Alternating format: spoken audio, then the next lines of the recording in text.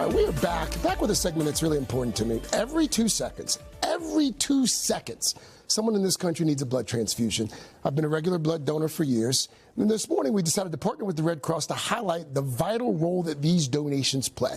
So I'm joined this morning by 2 volunteers, Charlotte Ashley and Denise Bonds. They've already started the process. Oh, yeah, you guys are already in? Okay. All right, I see you.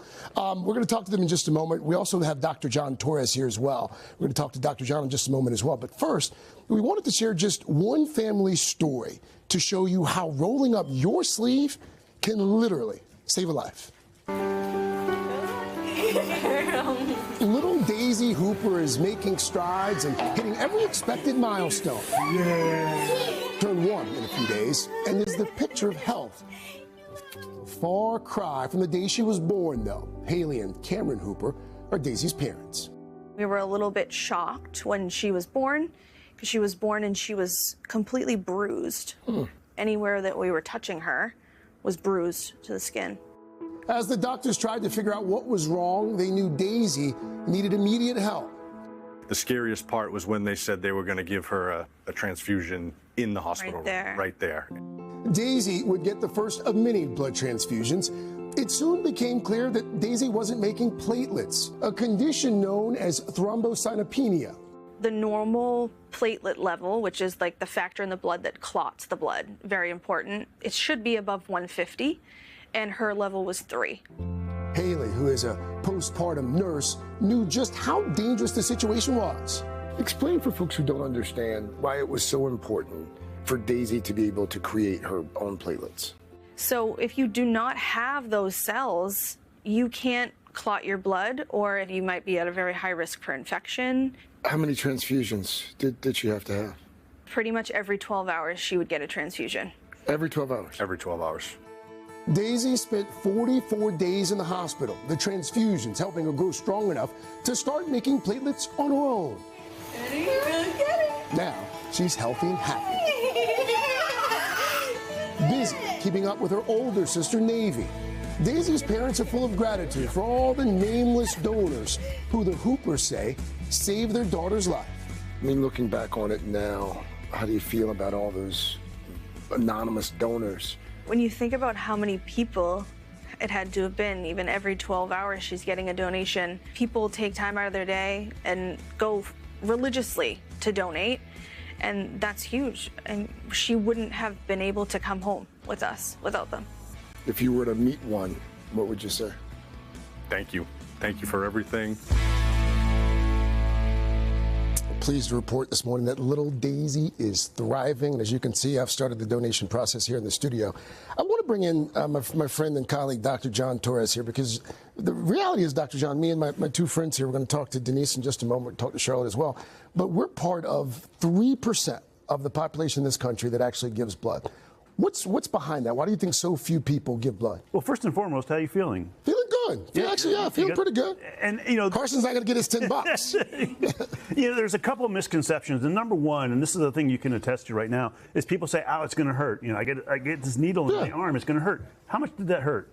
A pinch. Yeah, it's like if you've ever gotten an IV, if you've ever gotten a shot, it's just a real quick stick, and then you're done with it. The other thing people say is that I'm going to feel weak, it's going to take me time to recover. The honest fact is that you have about 10 to 12 pints of blood in your body. If you give a pint, it takes your body about 24 hours to recuperate and rebuild that pint of blood. So just a day. And after this, you basically rest for a few minutes, you get some juice and a snack, you're ready to go. That's the best part, by the way. When you get finished, they give you a little juice box and some gummy bears. Exactly. I want to bring you in, Denise, because you are what they call a 10-gallon donor. Yes, sir. Which means that you've given at least 80 times. Wow. Yes. That's remarkable. First of all, congratulations and thank you. Thank you. Have you ever thought about how many lives you've saved? Not at all.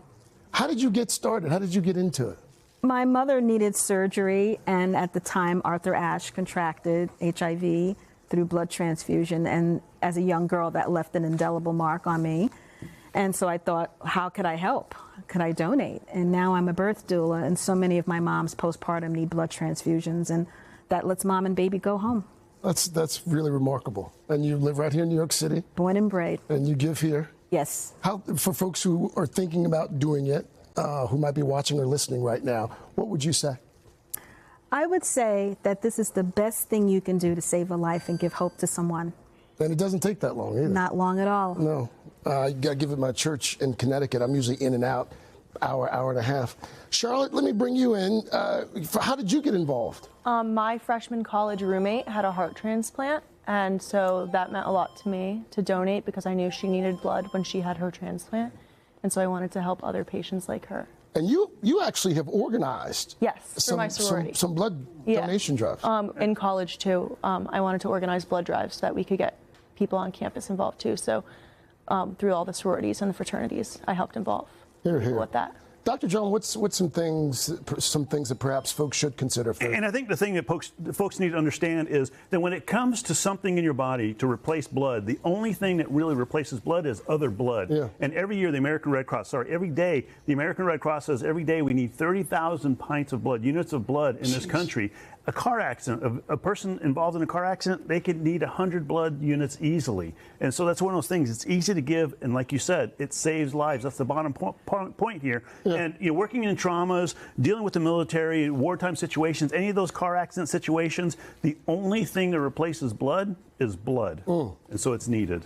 Dr. John, you're a blood donor too. I am a blood donor. Not to blow up your spot, but I thought folks who are watching, they should know that. No. How did you start? Well, same thing. It's just, working in the emergency room, you see the amount of people that need blood and how when you have a blood shortage, how critical that can be and how disheartening that can be to try and figure out how to keep people alive until you can get that blood. It's one of those things that you can't do without it. And so you can do without a pint easily because, again, in one day you make that up. But the person who needs it in an emergency, they can't do without that in that moment.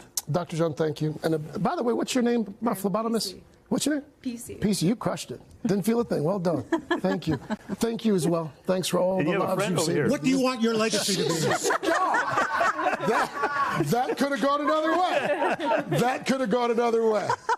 Thank you as well, Charlotte. Thank you. Thank you. A special thanks to our donors and the Red Cross professionals for helping us out. To learn more about blood donation, we really want to encourage you to check out the information on our website, today.com. Hey, thanks for watching. And don't forget, you can catch the Today Show every morning on NBC or take Today when you're on the go. Just follow the Today podcast on Apple Podcasts, Spotify, or wherever you listen.